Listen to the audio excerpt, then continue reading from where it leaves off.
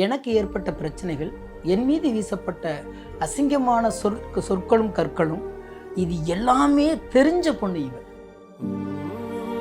Equitas Small Finance Bank for convenient home banking. Periyar Maniammai Institute of Science and Technology, Tanjavur. CSE with specialization in AI and ML, data science, cybersecurity and more. Brightachi, RMKV Wedding Sets. அன்றும் என்றென்றும். எங்களுக்குன்னு உறவுகள் பேரளவில் இருந்தாலும் நெருங்கி இல்லை ரெண்டு பேர்த்துக்குமே. கல்யாணத்துக்கு முன்னாடி என்னையும் நெகட்டிவாக பார்த்தாங்களா? நான் இன்னொன்று நான் நல்லவன் நிரூபிக்க எங்கேயுமே முயற்சி பண்ணியிருக்க மாட்டேன். நான் யாரையும் ஏமாத்தலை, நான் யாரையும் பொய் சொல்லலை, நான் எங்கோட பகிரங்கமாக ஒரு பொண்ணு சொல்கிறதுக்கு ஒரு பெரிய தைரியம் வேணும். ஆனால் அது சொல்கிறா, ஒருவேளை நான் இவரை பார்க்கலன்னா நான் கல்யாணமே பண்ணியிருக்க மாட்டேன்னு சொல்லிட்டு. ஆனால் இவரை விட்டு என்னால் இருக்க முடியாதுல்ல. எனக்கு இவர் தான் அம்மா. இவர் கூட இருக்கும்போது தான் நான் ஹாப்பியாக இருப்பேன். பொதுவாக கன்சீவாக இருக்கும்போது பிடிச்ச விஷயங்கள் பண்ணணும், பிடிச்சவங்களோட இருக்கணும்ல. இவரோட இருக்கும்போது தானே நான் சந்தோஷமாக இருப்பேன். ரொம்ப சந்தோஷமா இருக்கவங்களை இந்த ஒரு பரிமாணத்தில் பார்க்குறது ரொம்ப மகிழ்ச்சியான ஒரு தருணம். ரொம்ப நாள் கழித்து நாங்கள் ரெண்டு பேரும் மறுபடியும் சேர்ந்து ஒரு இடத்துல மீடியாவில் பேசுகிறதுங்கிறது மகிழ்ச்சி. அதுவும் ஒரு ப்ரொமோஷனோட பேசுகிறோம். காதலர்களாக இருந்த கணவன் மனைவிகளாக இருந்த இன்றைக்கி அம்மா அப்பாவாக மாறி பேசுகிறது ரொம்ப மகிழ்ச்சியான தருணம். எங்களுக்கு இது ரொம்ப முக்கியமான ஒரு நிகழ்வாக பார்க்குறோம் இந்த நிமிஷத்தை. ஏன்னா இதுக்கு முன்னாடி பேசுனது வேறு, பார்த்தது வேறு. ஆனால் இன்றைக்கி உலகம் வேறு மாதிரி தெரியுது. அந்த எண்ணத்தோடு உட்காந்துருக்கும்போது ரொம்ப நம்மளை அறியாமல் ஒரு பாதுகாப்பு உணர்வு, நம்மளை சுற்றி ஒரு வளையம் நாமளே பின்னி வச்சுருக்கோம், பின்னி வைக்கணும் அப்படிங்கிற ஒரு பெரிய அந்த பாதுகாப்பு உணர்வு தென்படுது எனக்கு. ஆமாம், பொறுப்பு இன்னும் ஜாஸ்தியாக இருக்கு. ஓகே, அப்பாவாக அவர் சொல்லிட்டார், அம்மாவாக ஒரு என்ன சொல்ற, ஒரு இனம் புரியாத ஒரு ஹாப்பினஸ் இருக்கு. அவங்க சின்ன சின்னதாக ரியாக்ட் பண்ணும் போதெல்லாம் எங்கே இருந்தாங்க, லாஸ்ட் இயர்லாம் எங்கே இருந்தாங்க, எவ்வளோ மிராக்கல்ல பசங்கன்றது. ஸோ ஃபஸ்ட்டு கல்யாணத்துக்கு முன்னாடி யோசித்தோம், பசங்க வந்தால் எப்படி இருக்கும் லைஃபு, இல்லை இப்படியே இருந்தால் நல்லா இருக்குமா அப்படின்லாம் யோசிச்சிருந்தது உண்டு. ஆனால் வாழ்க்கை இவ்வளோ அழகாக இருக்குமா, எவ்வளோ காலம் நம்ம தனியாகவே இருக்க முடியும் ரெண்டு பேர் மட்டும், வெறுமை ஆகிடும்ல ஒரு டைம். எவ்வளோ சுத்தம், நம்ம எவ்வளோ ட்ராவல் பண்ண முடியும். இன்றைக்கி எங்கே போனாலும் வீட்டில் ஒருத்தவங்க இருக்காங்கன்னு நம்ம ஃபோன் பண்ணிகிட்டே இருக்கோம். எங்கேயும் போயிட்டு ஒரு ½ hour மேலே இருக்க முடியறதில்ல, அவங்க ஞாபகமாகவே இருக்குது. ஆக்சுவலி ரொம்ப அழகாக இருக்குது, ரொம்ப அழகாக இருக்குது, ரொம்ப ஹாப்பியாக இருக்கும். நாங்களும் இன்னும் நிறைய விஷயங்கள் குழந்தைங்களை பற்றி கேட்டு தெரிஞ்சுக்கணும். பட் ஒரு விஷயம், இப்போ இந்த சோஷியல் மீடியா இருக்கிற காலகட்டத்தில், இல்லை சோஷியல் மீடியாவில் நம்ம லைஃப்பில் நடக்கிறத செலிப்ரிட்டிஸ் போடும்போதோ இல்லை இன்ஃப்ளூயன்சஸ் போடும்பொழுதோ பெரும்பாலுமான இடங்களில் ஹேட் காமெண்ட்ஸ் அப்படிங்கிறது ரொம்ப ஜாஸ்தியாக இருக்குது. பட் உங்கள் ரெண்டு பேரை பார்க்கும் பொழுதுல அந்த ஹேட்டெல்லாம் எங்கே அப்படியே மறைஞ்சு சுக்குநூறாகி ஒன்லி பாசிட்டிவான விஷயங்கள், ஒரு உங்கள் லைஃப்பில் நடக்கிற சந்தோஷத்தை அவங்களோட லைஃப்பில் நடக்கிற சந்தோஷமா அந்த மாதிரி ரீச் பண்ணிக்கிறாங்க. அப்படி அவங்க சேர்த்து ரியாக்ட் பண்ணுறது பார்க்க முடியுது. கரெக்டாக நான் அப்சர்வ் பண்ணது, இல்லை இந்த நெகட்டிவ் கமெண்ட்ஸும் சந்திக்க வேண்டி இருந்துதா? இல்லை, அது உண்மைதான். என்னன்னு கேட்டிங்கன்னா, என்ன சொல்லப்போனால் கல்யாணத்துக்கு முன்னாடி என்னையும் நெகட்டிவாக பார்த்தாங்க எல்லாருமே. நான் பாசிட்டிவாக மாறினதே கல்யாணத்துக்கு அப்புறம். ஏன்னா இன்னும் ஒரு பெண் என்னை நல்லவன் சொல்லும் போதும் மற்ற பெண்கள் நம்புகிறாங்க. ஏன்னா சினிமாக்காரங்களுடைய பார்வை வேறு மாதிரி இருக்கு இல்லையா? அப்போ பழகாமல், நெருங்காமல், நம்மளை பற்றி தெரியாமல் தூரமாக இருக்கிற விமர்சனங்கிறது கண்மூடித்தனமான விமர்சனமாக இருக்கும். ஆனால் நெருங்கி பழகி நம்மளோட வாழும் பொழுது அதை உணர்ந்து ஒருத்தவங்க சொல்லும்போது தான், அடா இப்படி அவர் அப்படின்னு அந்த பாசிட்டிவிட்டி எனக்கு ஸ்டார்ட் ஆனதே எனக்கு திருமணத்துக்கு பிறகு தான். எனக்கே நல்லா தெரியும். ஏன்னா நான் எவ்வளோ நேர்மனு நான் சொல்லிக்கிட்டு இருந்தாலும் அந்த உலகத்துக்கு தெரிய வரல. வருத்தமாக இருந்தது அது? அப்போ நான் எப்போதுமே கவலைப்படுறேன், எப்போதுமே கவலைப்படல. ஏன்னா நான் யாரையும் ஏமாத்தலை, நான் யாரையும் பொய் சொல்லலை, நான் ஏன் கவலைப்படணும், எனக்கு நான் நேர்மையாக இருக்கேன் அப்படிங்கிற அந்த ஒரு சின்ன ஒரு நம்பிக்கை திமிர் எனக்குள்ளே இருந்துக்கிட்டே இருக்கும். ஆனால் வெளியிலேருந்து பார்க்குற பார்வைக்கு திமிர் பிடிச்ச மாதிரி, கோபக்காரன் மாதிரி, நம்ம வேற ஒரு அப்படியே எப்போதுமே ஜாலியான ஒரு மன்மதன் மாதிரி அவங்க கண்ணுக்கு தெரியும். அதை வச்சு அவங்க விமர்சனம் பண்ணுறாங்க. அதுக்கு நம்ம பதில் சொல்ல முடியாது. நான் எப்போதுமே கவலைப்பட்டதில்லை. ஆனால் உண்மையிலேயே பார்த்தீங்கன்னா நான் ரொம்ப ஆச்சரியப்பட்டது, நான் சோசியல் மீடியாவை பார்த்து பயப்படுவேன் நான். ஏன்னா இவங்க வரத்துக்கு முன்னாடி அதிகபட்சமாக ட்விட்டர் மட்டும்தான், நான் எக்ஸில் மட்டும்தான் பண்ணிட்டு இருந்தேன். இவங்க வந்ததுக்கு பிறகு பார்க்குறேன், எனக்கு ஒரு சில நேரத்தில் பயம் வரும். ஏன்னா நான் சின்ன விஷயம் சொன்னாவே எமோஷனல் ஆகிடுவாங்க. அப்போ உள்ளே போய் பார்க்கலாம் அப்படின்னு போகும்போது நீங்கள் சொன்ன உண்மை என்ன இருக்குன்னா, எல்லாமே ஃபேமிலி ஆடியன்ஸ், ஒரு குடும்பமாக கொண்டாடுறது, உறவு முறைகளை சொல்லி அழைக்கிறது, நாங்களும் உங்கள் வீட்டில் ஒருத்தர்னு சொல்கிற அந்த விஷயங்கள் அது உண்மையிலே காட் கிஃப்ட் தான் எங்களுக்கு கிடைச்சது. அதுக்கு முழுக்க முழுக்க காரணமே இவங்களுடைய அந்த அப்ரோச் தான். எக்காரணத்தை கொண்டும் வெறும் பொழுதுபோக்கு சாதனமாக சோசியல் மீடியாவில் நம்ம நலமாடிடக்கூடாது அப்படிங்கலாம் ரொம்ப தெளிவாக இருப்பாங்க. நம்ம நிகழ்வு போடுறோம் ஓகே, ஆனால் வெறும் வந்து அவங்கள சந்தோஷப்படுத்தவோ கைத்தட்டவோ அல்லது வெறும் லைக் வாங்கவோ ஷேர் வாங்கவோ மட்டும் செஞ்சிடவே கூடாது அப்படின்னு தீர்மானமாக இருந்தாங்க. அதுக்கான ரிசல்ட்டை தான் நான் பார்க்குறேன். ஸோ கரெக்டாக தான் நான் நோட்டீஸ் பண்ணியிருக்கேன். அப்போ சேம் டைம் வந்து நாங்களும் யதார்த்தமாக நீங்கள் பார்க்குற சோஷியல் மீடியாவில் நீங்கள் பார்க்குறது தான் நீங்கள் நடித்தாலோ இல்லை வந்து நம்ம வீட்டில் ஒரு மாதிரி வெளியில் ஒரு மாதிரி அப்படிலாம் நம்ம இருந்தோன்னா கண்டுபிடிச்சிருவாங்க. இவ்வளோ நாள் நீங்கள் வந்து ரியாலிட்டியிலேருந்து மாறி இருக்க முடியும். ஸோ நான் எப்படி இருக்கேன், என் ஹஸ்பண்ட் எப்படி இருக்காங்க, நாங்களாக இருக்கோம். அந்த பதிவை அப்படியே போடுறோம். நிறைய பேர் கேட்பாங்க, கேமராமேன் கூடவே வச்சுட்டு இருப்பீங்களான்னு. எங்கள் அம்மா எடுப்பாங்க, அப்பா எடுப்பாங்க, அங்கிள் எடுப்பாங்க, யாருனாலும் எடுப்பாங்க. ஸோ அதனால் யதார்த்தமாக நாங்கள் என்ன செய்கிறோமோ அது அப்படியே லைவாக இருக்கிறதுனால தான் அது மேபி என்னோடய பேஜில் மேக்ஸிமம் நெகட்டிவ் கமெண்ட்ஸ் ரொம்ப ரொம்ப குறைவு. ஏன்னா நம்மளை ஃபாலோ பண்ணுறவங்களும் அவ்வளோ ஜென்யூனான பீப்புள்ஸ், ரொம்ப மெச்சூர்டானவங்க. அதே எனக்கு ஹாப்பியாக இருக்கும். நீங்கள் சொல்லுங்கள் சார். இப்போ நீங்கள் சொன்னீங்க கல்யாணத்துக்கு அப்புறமா என் மேலே இருக்கக்கூடிய பார்வையே வேறையா மாறி இருக்கு அப்படின்னு நீங்கள் வந்து இன்னைக்கு சொல்கிறீங்கன்னா, அவங்க என்னெல்லாம் உங்கள் வாழ்க்கையில் சேர்த்துருக்காங்க? யாரும் சொல்லுங்க. இவங்க உண்மைதான். எனக்கு என்னென்னு கேட்டிங்கன்னா, அது வந்து எனக்கு அன்பு ரொம்ப பிடிக்கும், காதல் ரொம்ப பிடிக்குங்கிறது வேற. அந்த காதலை வெளிப்படுத்தி என்னை யாரும் நிரூபிக்க வேண்டிய ஒரு களத்தை அமைச்சு கொடுத்ததே அவங்க தானே. எனக்கு உரிமை இல்லாத யாருக்கிட்டையோ நம்ம போய் அன்பாக பேசியோ அது போனீங்கன்னா அது வேற ஒரு பார்வைக்கு வேற இருக்கும். எனக்குன்னு ஒருத்தி எனக்காகவே எல்லாத்தையும் விட்டுட்டு வந்துட்டா, இந்த இடத்துல நானாக இருக்கணும் அப்படின்னு நான் விரும்பி நான் செய்யும் பொழுது அதற்கான களத்தையும் அதற்கான பாதையும் அமைச்சு கொடுத்ததே அவங்க தான். அதனால தான் என்னால் வந்து ரொம்ப ஃப்ரீடமாக என்னால் இருக்க முடியுது, நானாக இருக்க முடியுது. நீங்கள் இப்போ சொல்லும்போது கூட சொன்னீங்களே அவங்க கேமராமேனை கூடயே வச்சுருப்பாங்களாம். யாருமே இல்லை. பழக்கது வீடியோக்கள் எங்களுக்கே தெரியாமல் சிலது வந்து சில வீடியோக்கள் தான் நாங்கள் எடுக்க சொல்லுவோம் ரொம்ப அபூர்வமாக. தவிர மீதி இல்லாமல் இது நல்லா இருக்குல்ல, இது எடுக்கட்டுமான்னு அவங்க கேட்கும்போது சரி எடுங்க அப்படின்னு அப்படி இணைச்சி வந்த வீடியோக்கள் தான் அந்த யதார்த்தத்துக்கான ஒரு மிகப்பெரிய பலமாக இருக்குது. அதனால் எனக்கு பொறுத்த வரைக்கும் ஏன் எனக்கு அப்படி அமைச்சு கொடுத்தாங்கன்னா, நான் எவ்வளோ பாட்டு எழுதியிருக்கேன்னு யாருக்குமே தெரியாது. இவங்க வந்த பிறகு என் பாட்டு எல்லாத்தையுமே ப்ரொமோஷன் பண்ண ஆரம்பிக்கிறாங்க சோசியல் மீடியாவில். என்கிட்ட உள்ள நல்ல குணங்களை முன்னிறுத்துறாங்க. எனக்கு இப்படி ஒரு கணவன் கிடைச்சது எனக்கு அபூர்வம்னு பகிரங்கமாக ஒரு பொண்ணு சொல்கிறதுக்கு ஒரு பெரிய தைரியம் வேணும். ஆனால் சொல்கிறா, ஒருவேளை நான் இவரை பார்க்கலன்னா நான் கல்யாணமே பண்ணியிருக்க மாட்டேன்னு சொல்லிட்டு இருக்கா. அப்போ என்னன்னா, இவ்வளோ நம்பிக்கை அந்த பொண்ணு சொல்லுதுன்னா உண்மையிலேயே இந்த உலகம் ஸ்நேகனை பார்த்த பார்வை வேற.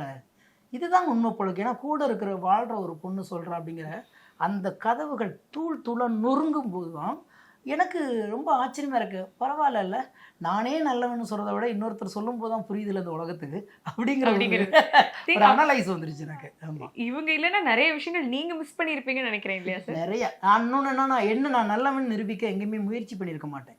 ஏன்னா நான் உலகத்தை பற்றி எப்போதுமே கவலைப்படாதவன்னா என் மீது வர விமர்சனத்தை பற்றி கவலைப்படாதவன். நான் நல்லவங்க, நான் உண்மையானவங்க, நான் அன்பானவங்கன்னு எந்த மேடையிலுமே என்னை பறைசாற்றி முன்னிறுத்திருக்கிற முயற்சியை நான் எடுத்திருக்கவே மாட்டேன். அதனால் நிறைய மிஸ் பண்ணியிருப்பேன்னா என்னையே நான் யாருன்னு சொல்கிறதுக்கான வாய்ப்பை இழந்திருப்பேன். ரொம்ப அழகாக வந்து சார் வந்து சொல்லிட்டாங்க, என்னையே நான் தொலைச்சிருப்பேன் அப்படிங்கிறது. நீ ஒரு ஒரு ஒரு ஒரு அதீதமான ஒரு நம்பிக்கை, ஒரு காதல் இருந்தால் மட்டும்தான் வந்து எல்லாத்தையும் விட்டுட்டு, இல்லை நீங்கள் வேற, நான் உங்களை வேறையா பார்க்குறேன் அப்படின்னு ஒருத்தவங்களை வந்து பார்க்க தோணும், இல்லை அவங்கக்கிட்ட சொல்ல தோணும். ஸோ என்ன ஒரு விஷயம் அப்படி ஓகே இவர் தான் விடாப்பிடியாக பிடிச்சிடலாம் அப்படின்னதுக்கான காரணம்? அவங்கள்ட்ட ஆன்சர் கேட்கறதுக்கு முன்னாடி சாரி ஒன்று பதிவு பண்ணிடுறேன். என்னன்னா, என்னை விமர்சனம் பண்ணவர்கள், எனக்கு ஏற்பட்ட பிரச்சனைகள், என் மீது வீசப்பட்ட அசிங்கமான சொற்களும் கற்களும், இது எல்லாமே தெரிஞ்ச பொண்ணு இவன். வேற யாரையாவது ஒருத்தரை நான் கல்யாணம் பண்ணியிருந்தேன்னா ஏற்கனவே இருந்த பிரச்சனைகளை முன்னிறுத்தியே ஒரு இரவை கூட நான் நிம்மதியாக உறக்கம் இல்லாமல் கழிக்கிற அந்த ஒரு சுதந்திரத்தை கொடுத்துருக்காது இந்த சமூகம். இப்போ என்னன்னா, யார் என்ன சொன்னாலும் அவரை பற்றி எனக்கு தெரியும் அப்படிங்கிற ஒற்றை வார்த்தையில் ஒட்டு மொத்தமாக முடிவு கட்டுற ஒரு இடத்துல இருக்கா. ஏன்னா எனக்கு கல்யாணத்துக்கு முன்பும் சரி, காதலிக்கும் போதும் சரி, கல்யாணத்துக்கு பிறகும் சரி, காதலித்த பிறகும் சரி, என்னை சுற்றி பின்னப்பட்ட அத்தனை சூழ்ச்சிகளும் அத்தனை ரணங்களும் அத்தனை சிராய்ப்புகளும் உங்களுக்கு தெரியும். அதனால் புதுசாக ஒரு பிரச்சனை வர்றதுக்கு வேலையே இல்லை. நீங்க சிரிச்சுக்கிட்டே சொல்றீங்க, அது எவ்வளவு பெரிய நிம்மதி, எவ்வளவு பெரிய நெகிழ்ச்சி அப்படிங்கிறது நீங்க சொல்லும் பொழுது புரியுது. ஆக்சுவலி ஸ்னேகன் வந்து எனக்கு 2012 அப்போலேருந்து 2012 ஜூன் வந்து ஒரு ஆடிஷனில் தான் அவரை மீட் பண்ணேன். அதுக்கப்புறம் நாங்கள் அதிகமாக பார்த்துக்கவே மாட்டோம், ஃபோனில் பேசுவோம், மெசேஜ் பண்ணுவோம். அதுக்கப்புறம் வந்து ரொம்ப ரேர், நாங்கள் பார்த்துக்கிறதே ரொம்ப ரேர். அப்போது தூரம் இருந்த நாங்கள் லாக்டவுனில் தான் வந்து, மேபி லாக்டவுன் வரலன்னா அங்கே கல்யாணமே பண்ணியிருக்க மாட்டோம்னு நினைக்கிறேன். லாக்டவுன் வந்தபோது 2 பேரும் ஆக்சுவலி ஒரு 2 ஸ்ட்ரீட் தள்ளி தான் 2 பேரும், ஆனாலுமே நாங்கள் நிறைய பார்த்துக்க மாட்டோம். ஆனா ரிலேஷன்ஷிப்ல தான் இருந்தீங்க? ஆமாம் ஆமாம், ஓகே. ஃபோனில் மட்டும் பேசிப்போம், மெசேஜில் சேட் பண்ணிப்போம். ஏன்னா இங்கே எப்போவுமே ஆஃபீஸில் நிறைய பேர் இருப்பாங்க, எப்போவுமே பிஸியாக இருக்கக்கூடிய ஒரு ஆள் இவங்க. அப்போது லாக்டவுன் டைமில் யாருமே இல்லை, நாங்கள் 2 பேர் மட்டும்தான். அப்போது பக்கத்தில் இருந்து நிறைய நேரம் செலவழித்து நிறைய நேரம் அவங்களோட பேசும்போது, அவங்கள கவனிக்கும் போது தான் தெரிஞ்சது, ஐயோ ரொம்ப தப்பு பண்ணிட்டோம், மிஸ் பண்ணிட்டோம், ரொம்ப காலம் எடுத்துட்டோம், இம்மிடியட்டாக கல்யாணம் பண்ணணும் அப்படின்னு சொல்லிட்டு அந்த லாக்டவுனில் தான் நாங்கள் டிசைட் பண்ணோம். அப்போ நான் ஒரு விஷயம் முடிவு பண்ணேன், கல்யாணத்துக்கு பிறகு இந்த மனுஷன்ட்டு அவ்வளோ நல்ல விஷயங்கள் இருக்குது. இவர்கிட்ட ஒரே ஒரு விஷயம் என்னன்னா, ரொம்ப எமோஷ்னலான ஒரு ஆள், ரொம்ப அன்பானவங்க. அதனால ஒரு சோஷியல் மீடியாவில் இல்லை பொதுமக்கள் பார்க்குறாங்க, அங்கே வந்து சில மாடுலேஷனில் நம்ம பேசணும், இப்படி பேசுகிறது இது நம்ம வந்து வெளியில் எப்படி பார்க்கப்படும் அப்படிங்கிறதுலாம் யோசிக்கவே மாட்டாங்க. அந்த நேரத்தில் சம்டைம் எமோஷனல் ஆகி நம்ம வந்து பயங்கரமாக அழுதுருவோம் இல்லையா, அதை அப்படியே வந்து பேசிடுவாங்க பொது இடங்களில். பட் இவர் இப்படி இல்லையே, எவ்வளோ பியூட்டிஃபுல்லான ஒரு சோலில். ஸோ அவர்கிட்ட இருக்கிற நல்ல விஷயங்கள் எவ்வளோ இருக்குது, அதெல்லாம் வந்து கல்யாணத்துக்கு அப்புறம் நம்ம வெளில கொண்டு வரணும், இந்த சொசைட்டிக்கு நம்மளால் முடிச்சதை தெரிவிக்கணும். சேம் டைம் எக்கச்சக்கமான சாங்ஸ் எழுதியிருக்காங்க.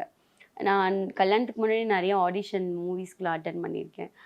ஃபர்ஸ்ட் நான் வந்து ஒரு ஆடிஷனுக்கு போகும்போதே எனக்கு கையெல்லாம் ரொம்ப நடுங்குச்சு. இந்த ஆஃபீஸ் தான், கையெல்லாம் ரொம்ப நடுங்குச்சு, நான் ரொம்ப பயந்தேன். காரணம், இவர் பெரிய ப்ரொடியூசராகவோ பெரிய டேரக்டராகவோ அப்படிலாம் இருந்தால் கூட நான் அது பெருசாக நினச்சிருக்க மாட்டேன். நான் சின்ன வயசில் நான் கடந்து போனேன் என்னோட நிறைய சாங்ஸு. சில சாங் நான் திட்டு வாங்கியிருப்பேன், சில சாங்குக்காக நானே திட்டியிருப்பேன். ஸோ அந்த மாதிரி என்னோடய ஃபர்ஸ்ட் காலர் டியூன் இது எல்லாமே வந்து அந்த கோஆர்டினேட்டர் நான் சொன்னாங்க, இந்த பாட்டெல்லாம் எழுதுன லிரிசிஸ்ட் அப்படி சொல்லும்போது ரொம்ப மரியாதை அவர் மேலே எனக்கு. ஸோ ஃபஸ்ட் டைம் பார்க்க வரும்போதே நான் ரொம்ப நர்வஸாக இருந்தேன்.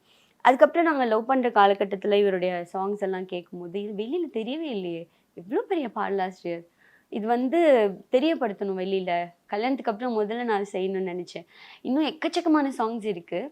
சில சாங்ஸ்லாம் ஃபோக் சாங்காக இருக்கும், அதுக்கு டான்ஸ் பண்ணி நம்ம போடணும், அதுக்கான சூழ்நிலை எனக்கு இல்லை, அது பாப்பா பிளான் பண்ணதுனால. ஸோ அதனால முடிஞ்ச வரைக்கும் ஒரு லவ் மாண்டேஜஸாக என்னெல்லாம் பண்ணலாம் அப்படிங்கிற மாதிரி இவரோட சாங்ஸ் எல்லாம் வெளியில் காமிச்சிட்ருக்கேன். ஐ திங்க் கல்யாணத்துக்கு அப்புறம் நான் நினச்சதை நீங்களும் ஃபீல் பண்ணியிருப்பீங்கன்னு நான் நம்புகிறேன். ஓகே. இப்போது பொதுவாகவே வந்து ஒருத்தவங்க ஒரு ஆணை பிடிச்சிருக்கு, இல்லை ஒரு கல்யாணம் பண்ண போகிறோம் அப்படின்னும் போது, லவ் மேரேஜ்னு வர பட்சத்தில் ஏதாவது ஒரு குறை சொல்லுவாங்கல்ல, அந்த பையன் நல்ல பையனா, இல்லை இது தேவையா, சரி வருமா, இந்த மாதிரி ஒரு ஃபஸ்ட்டு எடுத்த உடனே ஒரு பயத்தில் அப்படி தான் வரும். இப்போ சார் சொன்னாங்க, ஆல்ரெடி ஒரு லெவல் ஆஃப் கிரிட்டிசிசம், ஒரு நெகட்டிவிட்டியோ சாரை சுற்றி இருக்கும் பொழுது உங்ககிட்ட சொல்கிறவங்க சொல்லியிருப்பாங்க இல்லையா, யோசிச்சுக்கோங்க இது கரெக்டாக இருக்குமா அப்படின்ற மாதிரி. அப்படி ஏதாவது கமெண்ட்ஸ் உங்களுக்கு வந்ததா, இல்லை அதெல்லாம் நீங்கள் எதுவும் வர விடாமல் தடுத்துட்டிங்களா? இல்லை, என்னென்னா என்னோட சர்க்கிளே நான் மட்டும்தான். ஐ திங்க் நான் ரொம்ப குட்டி, எனக்கு ஃப்ரெண்ட்ஸ் கிடையாது, எனக்கு எந்த ரிலேட்டிவ்ஸோடைய ஃபேமிலியோட பெரிய பாண்டிங் கிடையாது. ஸோ நான் அதிகமாக தனியாக ட்ராவல் பண்ணுவேன், தனியாக யோசிப்பேன், தனியாக பேசுவேன், யார்ட்டையும் நான் ஷேர் பண்ணிக்க கூட மாட்டேன் நிறைய. ஸோ அதனால எனக்கு அந்த ப்ராப்ளமே இல்லை. இப்போது என்னோடய ஃபேமிலியை நான் பார்த்துக்கிற இடத்துல இருக்கிறதுனால அவங்களுக்கு தெரியும் கரெக்டான டிசிஷன் எடுப்பேன், நான் ஹாப்பியாக இருப்பேன், அவங்களுக்குன்னு தெரியும். அதனால் எனக்கு எந்த மறுப்பு, எனக்கும் சரி அவங்க வீட்லேயும் சரி. ஏன்னா 2 பேர் வீட்லேயும் நாங்கள் 2 பேரும் அவங்கள கேர் பண்ணிக்கக்கூடிய ஒரு இடத்துல இருக்கோம். 2 பேரும் கல்யாணம் பண்ணி தொலைச்சா போதுன்னு தான் நினச்சாங்க. ஓகே. ஸோ ஐ திங்க் அந்த ஹஸ்பண்ட் ஒய்ஃப் பேரட்டோடைய ஒரு பிளெஸ்ஸிங்காக இன்றைக்கி வந்து நீங்கள் வந்து அம்மா அப்பாவாக வந்து ஆயிருக்கீங்க. ஸோ கல்யாணம் ஆகி அடுத்த வருஷத்துலேருந்தே கேட்க ஆரம்பிச்சிருப்பாங்கல்ல, எப்போ குழந்தை. சில இது கன்சனாக வந்திருக்கும், சில இது குத்துற மாதிரி வந்திருக்கும், சில இது கேள்வியாக வந்திருக்கும். அது இத்தனை வருஷம் எடுத்துக்கிட்டதுக்கான காரணம் என்ன? இதில் ஒன்றும் காரணம் இல்லை. நாங்கள் எனக்கு என்னென்னா, லவ் பண்ண அந்த 7 வருஷமா 8 வருஷம் காதலில் நாங்கள் நிறைய எங்கேயுமே சுற்றுனது இல்லை. அதனால் கல்யாணத்துக்கு பிறகு நாங்களே என்ன செஞ்சோம்னா, நிறைய எங்கேயெல்லாம் நம்ம போகணும்னு ஆசைப்பட்டோமோ அங்கெல்லாம் சுற்றணும், லைஃப்பை 2 பேருமே நம்ம வந்து என்ஜாய் பண்ணணும் அப்படின்னு சொல்லிட்டு அநேகமாக கல்யாணத்துக்கு பிறகு அதிகமான ட்ராவல் நாங்கள் 2 பேருமே பண்ணோம்.